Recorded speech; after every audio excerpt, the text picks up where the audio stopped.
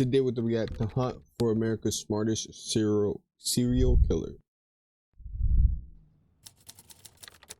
My motive for doing what I am going to do is simply personal revenge. I do not expect to accomplish anything by it. What's this? Who Lincoln, is this? Montana, 1996. Ted Bundy? This cabin is the chosen home of Theodore J. Kaczynski, more commonly known as the Unabomber. Oh, the Unabomber. He's long been feared as America's smartest criminal, a serial bomber who's killed and wounded targets across the country with no clear connection. How's the level of Unabomber? For 17 years, he's eluded the FBI. It's the largest, most expensive manhunt in the Bureau's history. He's the evil genius they simply can't catch. Likely history's most intellectual serial killer. He's terrorized the nation. Was he even FBI or like CIA agent too? Mail and getting on planes. And he did it all from his cabin. Here is where he built his bombs, where he wrote his manifesto, and where he evaded capture for nearly 2 decades. Yo, hold on. It's where he turned from... Yo, hold on. I have to do this. I have to. I just have to. Like, out of like this everything. Out of respect for my main channel. Oh my god. Hold on, let me do this really quick.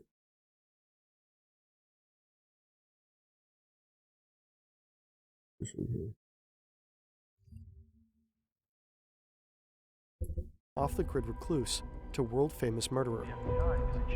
This cabin contains all the evidence the FBI will need to convict him.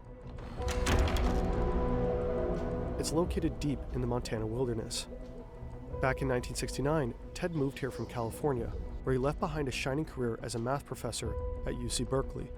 He wanted to get closer to nature and far, far away from everyone who pisses him off, which is most people. He built this cabin with his brother, back when Ted still talked to him. It's got no electricity, no plumbing, just a wood stove, a bed, and a whole lot of books. Right now, Ted is building another bomb. They're meticulously crafted, and he's continuously improving his technique. Every year, they become more lethal. In fact, he's got another one under his bed, wrapped and ready to go. But he won't get a chance to send it, because despite his intellect, he made some pretty dumb mistakes.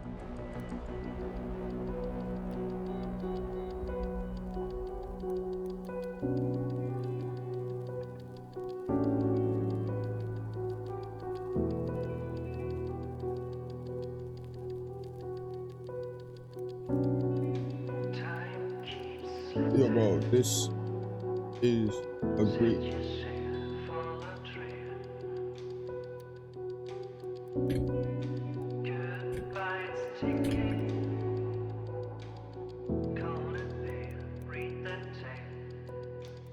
You delete this video? Oh, right here, chat. W, Nico.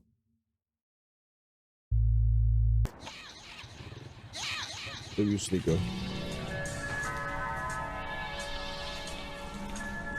It prevents people from stealing. Woke people will W, Sneeko.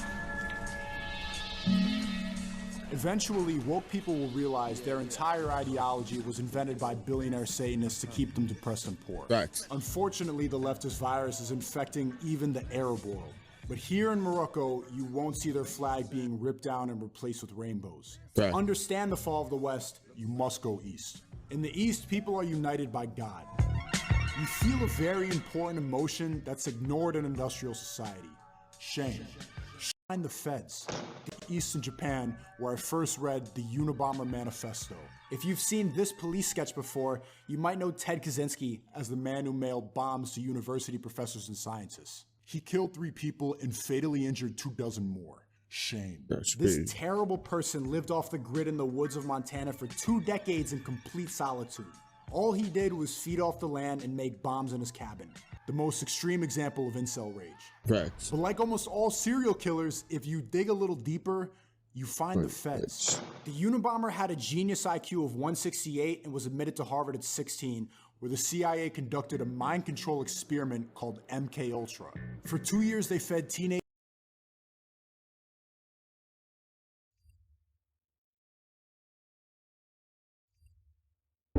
We ended there. We ended there.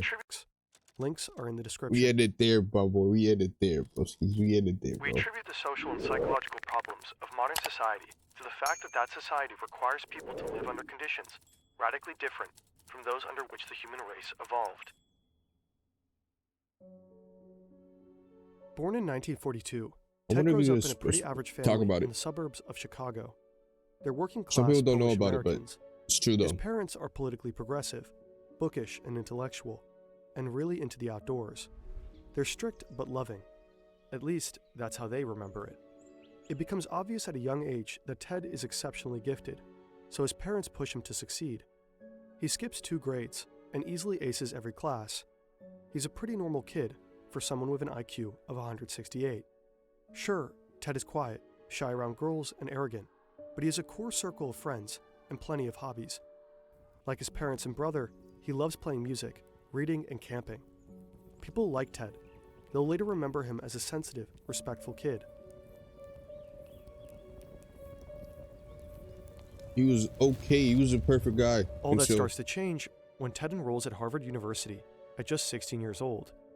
Like many college freshmen, Ted struggles to adjust. Here, he no longer feels like the smartest person in every room. And as a working-class kid thrown into the world of America's elite, he's a fish out of water. Other students and even faculty mock his shabby clothes and blue-collar background. He's deeply bothered by their snobbery, pain that will follow him through life. Ted's also just really young, younger than almost everyone else on campus. 16, bro. As an adult, Ted will write his mother furious letters about this. He demands apologies for pushing him out of the house before he was ready. Ted becomes depressed, and his grades suffer. His classmates describe him as a total loner, moody, rude, and virtually mute. He's that guy on the dorm floor who only leaves his room to go to class, who ignores everyone else, who slams doors. There's a stench of rotting food wafting from his room. Ted doesn't know it yet, but his withdrawn and alienated demeanor has caught the eye of a psychology professor. Dr. Henry A. Murray is very famous, with an on-campus research center named after him. He's basically a god in the social sciences. Murray is looking out for particular types of students, those who will make excellent guinea pigs for an experiment. His final, most elaborate experiment, the capstone of a long and illustrious career. It also happens to be a CIA-funded project designed to cause extreme distress and break down the subject's sense of self. MK Ultra. Bro, it's crazy how that happened in that shit happened in the 80s, bro. In the 80s, in the 90s, bro. And now we're just finding out, bro. Now we're just finding out about that shit. So who knows why they released it? Why they released all that shit now? Look, we found that shit out. We saw a movie, gang. Like, this is crazy real life shit too. That's what I mean. Like, how can brainwash individuals and force on no other word through brainwashing and psychological culture? How you gonna tell me that there's not some people shit going on? You gonna tell me that?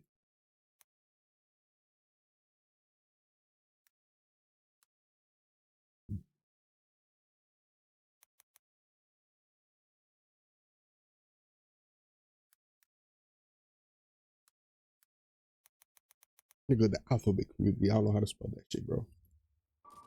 I feel like the alphabet community. We are in a position to do a great deal of damage. I feel like the alphabet community has something to do with this too, gang. It's psychological doomsday for the CIA, bro. It does appear that the FBI is not going to catch us anytime soon. The FBI is a joke. It's the 1970s in San Francisco. The 70s. The city is a hotbed of anti-government activity. There's outrage over the Vietnam War. Protest bombings are a regular occurrence. Explosions happen every week up through the mid-80s. The FBI dubs it the Belfast of North America. The 70s, Radical my guy. far-left groups like the Weather Underground and the Symbionese Liberation Army claim credit for many of the bombings, like the Belfast of North America. Radical far-left groups like the Weather Underground and the Symbionese Liberation Army claim credit for many of the bombings, so most of the cases are pretty straightforward in terms of understanding motive and perpetrator. But amidst all of this, Hold on, wait.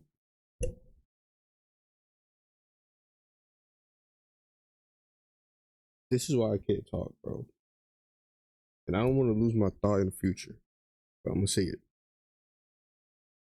How the hell did the leftists come so deep in? Was it so the leftist was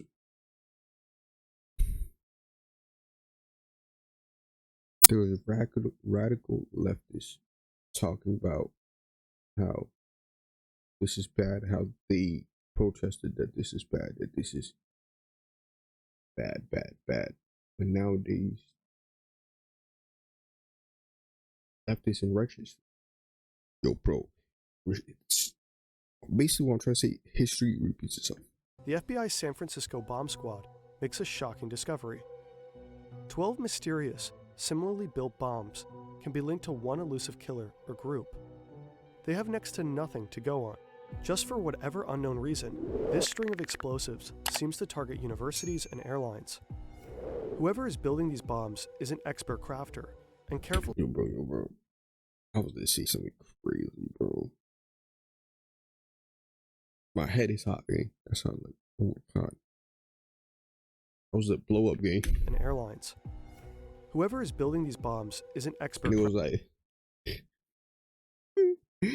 nigga, Sosa named Sosa did a Sosa. Jeff Keith, Sosa, Jeff Keith. I'ma blow Jersey up. Nigga could have called this nigga. And careful to not leave any DNA behind. Not a hair, not a fiber. They're encased in beautiful handmade wooden boxes. There are no eyewitnesses to the bombings, and no letters from organizations claiming credit. The victims appear to be scattershot of random people. The unknown perpetrator is referred to by the code Unabomber for university and airline bomber. So far, his bombs have killed one person and injured 20 others across 5 different states. That's what I don't understand. Unlucky recipients of the Unabomber's early packages include a campus security guard, a handful of graduate students and professors, a secretary, an airline executive, and passengers on a flight from Chicago to DC. Some are injured quite badly. The first death is in 1985, Hugh Scruton, a guy who owned a computer store in Sacramento and was about to get married. What does he have to do with anything at all? Far away in his cabin, Ted reads about his death and chuckles to himself. He hears that the FBI offers a $25,000 reward. How do you know about this detail? There's no way that this detail is how? Yo, what's up? I don't know. You know I be funny every time, man. I be funny like crazy, but I haven't been funny this time. I ain't gonna lie. Check my other VODs. Skim through it. For any information. How did they know about that he chuckled to himself? There's no way that's a released detail. Cause how, bro? That's what I'm saying, bro. They could put the CIA put a camera in his eye. His eyes are for a camera. He's flattered. The Unabomber is making waves. Not bad. I don't know why to be funny, bro. I've been gassy, bro. I burped a lot today. Yeah, that's what I did. I burped a lot. Bad for the actions of one man in a 10 by 12 foot shack with no electricity, running water, or phone service. Pretty hard to imagine now. These days, connection isn't optional. It's how we get around. Right. Check in, look stuff up. All right, yeah. Get stuff up. W-Ad. And 100. Here in his cabin, he's got everything he needs. Snowshoes. I used to. Maps. So I stopped because a niggas homemade was chair, weird. a cot, a typewriter, and hundreds of books. Scraps from junkyards and jars of chemicals for making his bombs. Binders and binders full of notes. All kinds of disguises for delivering the bombs, like wigs and sunglasses, and shoes with fake soles. It's crammed to the gills, but meticulously organized. At this point, the FBI has zero promising leads, and by the end of it all, they'll never actually find the perpetrator themselves. Stop. The bomber is always several steps ahead of them. They'll pursue thousands of dead ends, spend hundreds of thousands of taxpayer dollars, and pour countless man-hours into this case. They have no idea why he's targeting the people that he is, but the bombs are so precise, so well crafted. There's gotta be a motive, right? There is no motive. In 1987, Nigga, they there's saved the finally a world. break in the case. The Unabomber plants a package outside a Salt Lake City computer store, and a lady spots him. He's wearing a gray hoodie, sunglasses, and sporting a mustache. The police create a sketch and post it all around the country. The bombings immediately stop, and for 5 years, Chill, bro. nobody hears Chill. anything from the Unabomber. But how your day going, eh? All kinds of people call him with tips, How's your day but the going? leads go nowhere. The case pretty much goes cold, but the FBI know that it's only a matter of time before he'll strike again. They're sure he's using the time to perfect his bombs. And they're right. In his cabin, Ted is finessing his technique. The upcoming bombs will be a whole lot more lethal. But, as the world will soon find out, he is also busy writing. He doesn't just want his explosives to do the talking. He's crafting a manifesto, one that claims to explain what the mysterious string of bombings FG. He named himself something. is all about.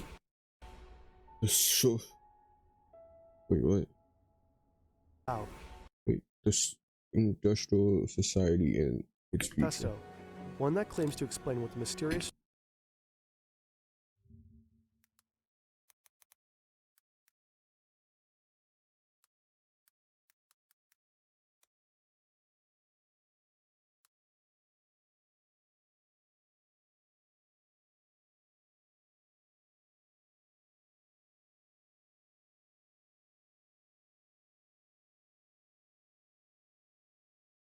He states that the cast of those who upset.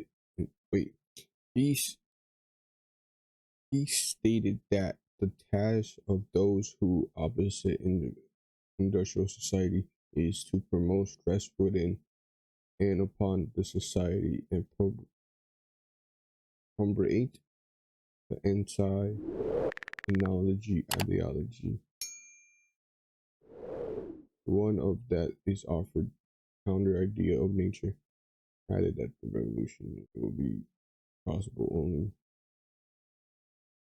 This nigga has a point, bro. I don't give a fuck. He did some string of crazy shit, but that nigga had that point. is all about.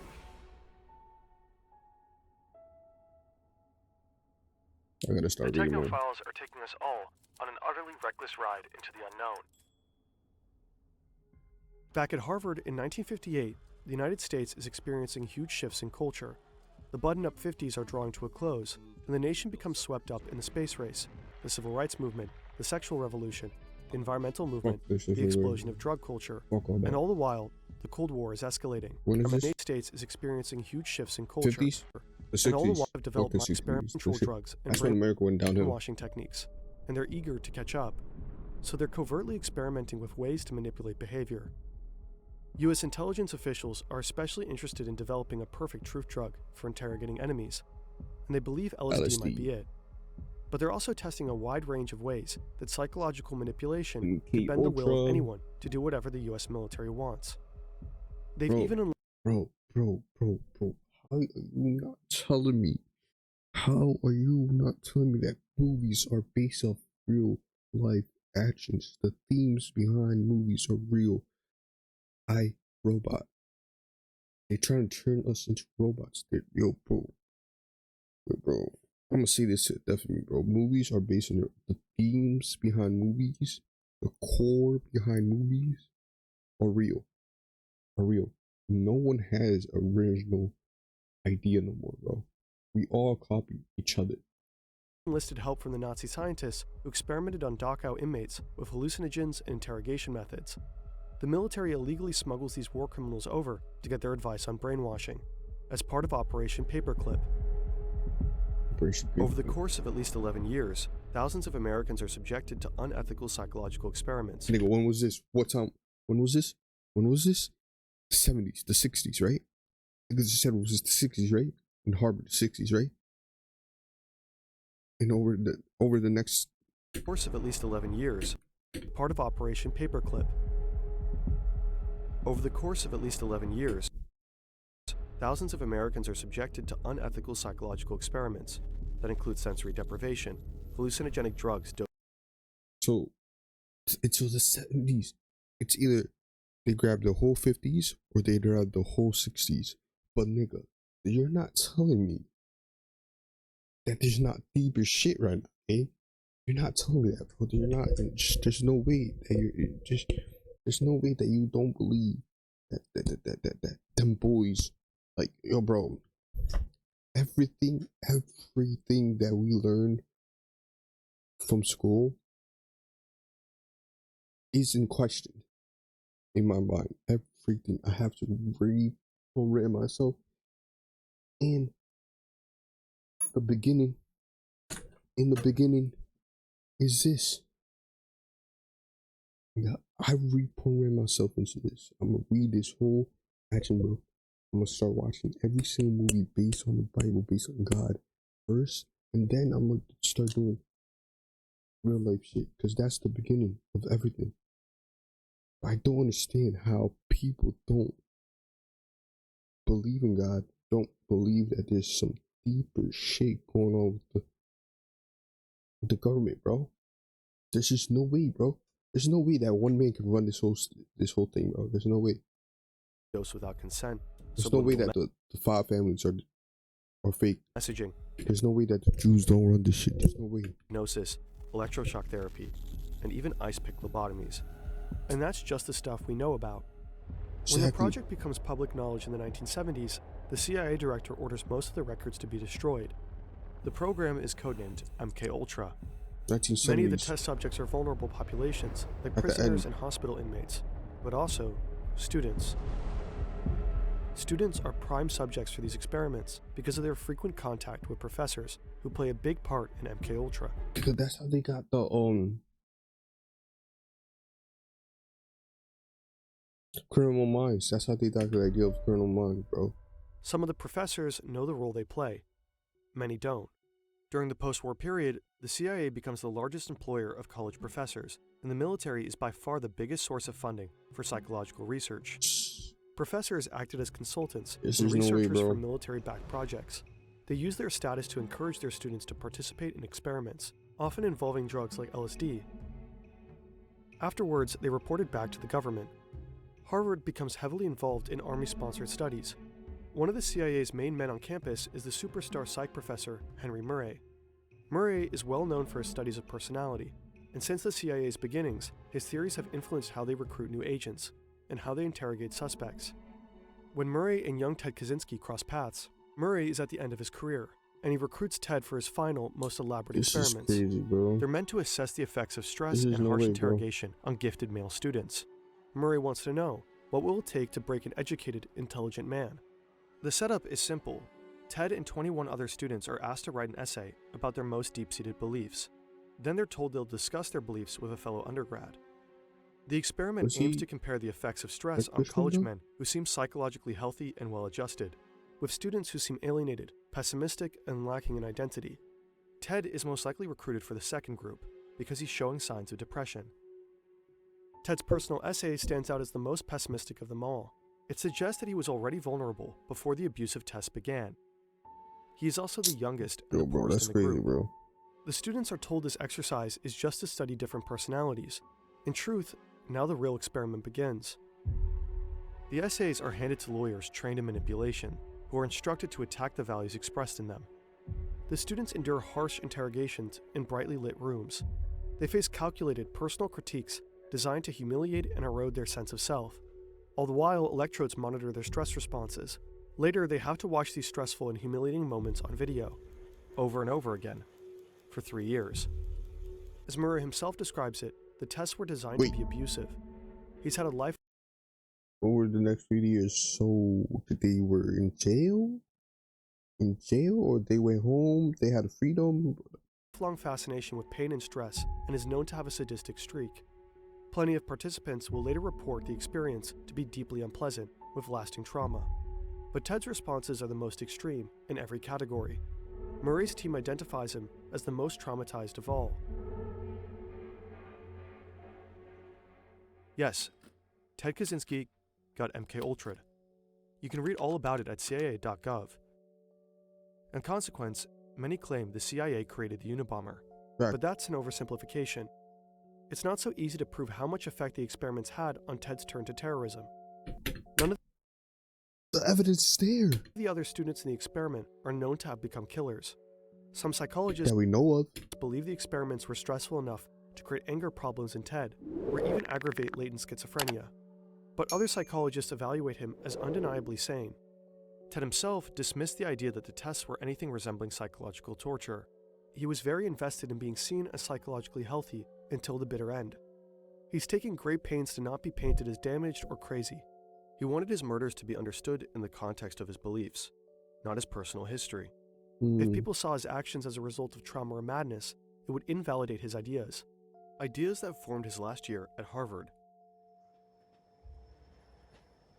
Ted becomes increasingly disillusioned with the industrial technological system. He comes to believe that technology is slowly destroying humanity and eroding our freedom. He's horrified by widespread psychological suffering and how industrial technology has severely damaged the planet. He's certain that it'll only get worse the more technology develops. So anyone who helps advance technology in any way is the enemy. Scientists, engineers, business people, what Ted calls the technician class. Ted starts having revenge fantasies and becomes obsessed with how society enforces obedience with psychological controls. He daydreams about breaking away from society and living off the grid. Ted graduates Harvard and goes on to get his PhD in math at the University of Michigan. He's quickly establishing himself as a brilliant mathematician and is offered a tenure-track position at UC Berkeley as their youngest professor ever. His students don't like him very much, but he's publishing groundbreaking papers on boundary functions. But Ted resigns one day without warning. He tells his family that he's done with teaching math to future engineers who will advance the industrial technological system and continue destroying the planet. Ted buys a bit of land near Lincoln, Montana, and builds a cabin with his brother. He's ready to escape the advanced technology that surrounded him at UC Berkeley.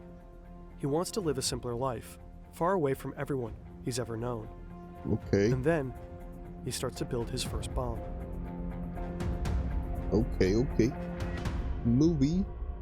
Unabomber speaks. Through our bombings, we hope to promote social instability, an industrial society, propagate anti-industrial ideas, and give encouragement to those who hate the industrial system.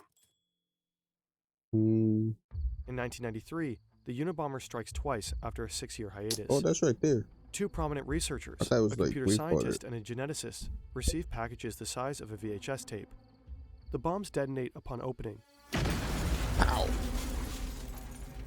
And both professors are badly injured. Shortly after, the New York Times receives a typewritten letter. It claims credit for the bombs and says the public should expect more to come. In 1994 and 1995, the Unabomber succeeds in killing 2 people with his mail bombs, an advertising executive and a forestry lobbyist. As feared, his explosives have become notably more sophisticated. Bombings are usually accompanied with demands for money or some kind of action. What made the Unabomber so difficult to understand and to find is that his bombs never came with any requests. They seem to be built only to cause fear, injury, and death. Bro, I don't get the cross, bro. I don't get 17 years after starting his bombing spree, the Unabomber finally makes his demands known. He writes the New York Times again, announces that he will permanently the Unabomber death. 17 years after starting his bombing spree, the Unabomber finally makes his demands known. He writes the New York Times again, announces that he will permanently desist from terrorist activities if they publish a 56-page manifesto. The request kicks off a fierce debate within the FBI and the newspaper, to publish or not to publish. The FBI has a clear policy to not negotiate with terrorists, but they also believe he'll honor his promise and stop killing people. After all, this is what the bombs were seemingly for, to force people to pay attention to his views. Plus, they still lack leads. Exactly. If the public reads the manifesto, someone might be able to identify the Unabomber. Exactly. So the manifesto is published. The FBI decides it should just be the Washington Post, though, because it has fewer readers and the newspaper's stands will be easier to surveil. So they think. Interest in the Unabomber is huge. Newspaper sales hit a record high that day, with lines snaking around the block. Across the country, Americans are eager to finally read what the Unabomber has to say. The manifesto opens with an iconic line. The Industrial Revolution and its consequences have been a disaster for the human race. And though the manifesto is an argument that calls for dismantling industrial society, we never learned about this guy in school, by the way. It's also, unwittingly, a self-portrait. Within its pages, the Unabomber has accidentally unmasked himself. David and Ted, though 7 years apart and very different, grew up close and loved each other very much. As adults, they had impassioned philosophical debates by mail and shared a lot of the same views. David also worried about technology's destructive effect on humanity. He'd also spent some time living off the grid in a self-made cabin. But David wasn't a killer. When the manifesto is published, he hasn't spoken to his brother in a long time. Ted cut him out when David got married and refused to answer any of his letters. David's wife Linda, a philosophy professor, has a funny feeling about Ted, whom she never met. As the bombings stack up and some of the timings coincide with Ted's travels, Linda tells David, "You've got a screwy brother. Maybe he's the Unabomber." David doesn't want to hear it. Linda doesn't know Ted the way David does. He'd never kill anybody. As a kid, Ted used to cry at the thought of animals getting hurt. But when the manifesto is finally published, David avoids reading it. He doesn't want to admit the similarities. That, like the Unabomber, Ted is an excellent carpenter, and that he had a lifelong fascination with explosives, and that some of the dates match up perfectly with Ted's travels. David only reads it when Linda insists. His jaw literally drops from the first few lines. The killer, like Ted, also hates technology. As it continues, David recognizes idiosyncratic word choices and logical arguments that Ted uses all the time. There is no escaping the truth. Ted is the Unabomber. So after some moral qualms about betraying his brother, David alerts the FBI.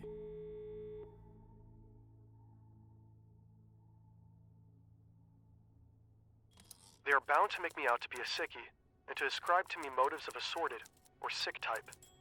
Many tame conformist types seem to have a powerful facts. That's what they run to. They love running to that claim. As sordid, repulsive, or sick. Lincoln, Montana, April 1996. With the tip from David, the feds are staking out Ted's cabin. The investigation is meant to be conducted quietly, but they're interviewing local townspeople, trying to collect more evidence on Ted. Right now, all they have is the linguistic similarities in the manifesto and old letters from Ted that David gave the FBI. Not exactly cold, hard proof. Enough for a search warrant, but not an arrest. Rumors start to spread around town that Ted Kaczynski, their very own angry hermit, is the Unabomber. The plan is to draw Ted out of his cabin and get inside before he can escape or destroy any evidence. But they don't know if he has it tricked out with explosives. Nobody would be surprised if he did. Exactly. Ted has no idea he's under surveillance, so when someone knocks and says some land surveyors need to talk, he believes them and opens the door. He wasn't expecting visitors. Oh shit. These days, he's busy with a dirty job. He's in the middle of rasping aluminum blocks to make powder for more bombs. He's covered from head to toe in the dust. He's rail thin because the rabbit hunting was scarce this season. Ted's hair is wild and his clothes are literally rotting off of his body. But what does he care? He's not trying to impress anyone, and he can clean up fast if he needs to blend into society. Too bad for Ted. He'll be photographed in this state, filthy, emaciated, and in severe need of a shave. The image will circulate around the globe and will not help Ted's desire to seem sane. When the feds swoop in, they find 40,000 pages of journals and plans, most written in code. The code is more complex than anything the FBI had ever seen, more convoluted than codes the KGB used during the Cold War. But Ted also left the key to the code in the cabin. Without it, the FBI wouldn't be able to decipher the decades of written confessions that definitively tied Ted to the bombings. They also find a bomb under the bed, ready to be mailed to an aerospace company in Dallas. Now the FBI has all the evidence they need. They lock up the cabin and take Ted to prison. He does not dispute that the journals with the confessions are his. In fact, he wrote them partially so that nobody would try to say he was crazy. Ted's family and his defense team attempt to convince the jury and the world at large that he is mentally ill. They're doing anything they can to avoid the death penalty, which frustrates him. He tries to fire his lawyers and defend himself. He would rather die than allow his lawyers to plead not guilty by reason of insanity. Exactly. Ted pleads guilty to his crimes and is sentenced to life in prison. Behind bars, he never stops writing. He publishes 2 books and keeps up a lively correspondence with a wide array of journalists and admirers. He also finally makes some human connections. He strikes up a friendship with Timothy McVeigh, the Oklahoma City bomber who killed 168 people in 1995. What the fuck? Okay, never mind. Ted and McVeigh are briefly on the same prison block and find they have a lot of views in common, before McVeigh is carted off to death row. Ted even finds love for the first time in his life. After a lifetime of struggling to connect with women and never going beyond a few kisses, Ted suddenly has dozens of women writing him romantic or salacious letters. But only one captures his heart, a school teacher he calls his lady love. They spend thousands of hours talking by mail or in visiting booths, but they are never able to touch. He writes classical music for her before she dies of lung cancer. And Later, Ted also develops cancer. When the condition wow, becomes advanced, he dies by suicide in June 2023 at 81 years old. Suicide in June 2023 at 81 years old. 3. That was just yo, bro. How did it, yo, bro? This is what I understand, bro.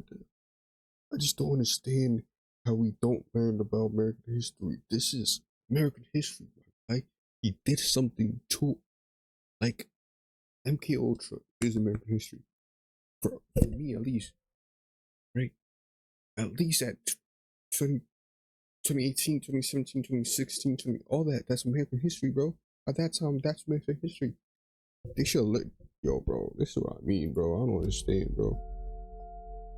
I don't even understand it, bro. This is not to be a political revolution. Its object will be to overthrow not governments, but the economic and technological basis of the present society. In the decades since his arrest, Ted Kaczynski continues to fascinate and sometimes inspire.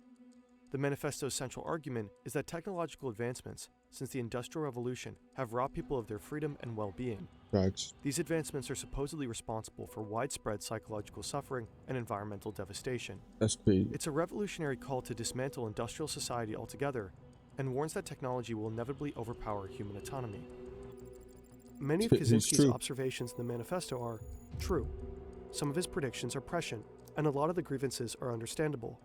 It's not hard to find people who are also frustrated with surveillance or sad about environmental destruction. At the time of his capture, Time magazine wrote, "There's a little bit of the Unabomber in most of us." Facts. Nowadays, Ted Kaczynski continues to find admirers online, from teens on TikTok, depressed about climate change, half-ironically saluting Uncle Ted, to the extreme right mass murderer, Anders Breivik, who heavily quoted Kaczynski's Industrial Society in his own manifesto. But even if most people can find parts of the manifesto His brain is okay. His actions are not. His brain is valid. His manifesto is valid. But his actions, the way that he went about it, is not. That's how I agree see it. with, most people are not willing to kill. Kaczynski knew that most people would be repelled by his crimes, but committed them anyway. Those who find the ideas compelling might want to check out Jacques Ellul, the thinker whose ideas most inspired the manifesto. The philosopher never advocated killing. They also should check out Ted Kaczynski's diaries. They lay bare the personal motivations that drove the Unabomber, beyond the manifesto that was polished for public consumption. Technological society really did seem to anger Ted, but Ted was also very, very angry, in general. In his diary, Ted Kaczynski writes that he was happy to kill innocent civilians. He took pleasure in causing people pain. He killed at least 9 dogs just because they barked too loud. He hated leftists, he hated doctors, he hated women. He fantasized about killing them just for rejecting him. He fantasized about killing his neighbors just because they annoyed him, including a toddler. He condemned technology as slavery and glorified simpler That's times that ran on crazy. actual slavery. Kaczynski wasn't even much of an environmentalist. He made fun of them in his diaries. He littered proudly. He poached illegally. He logged unprotected lands. You might get the sense that he only used environmentalism as a post hoc That's wild, justification bro. for his murders. A cynic who identified ecological concerns as the most acceptable excuse for killing.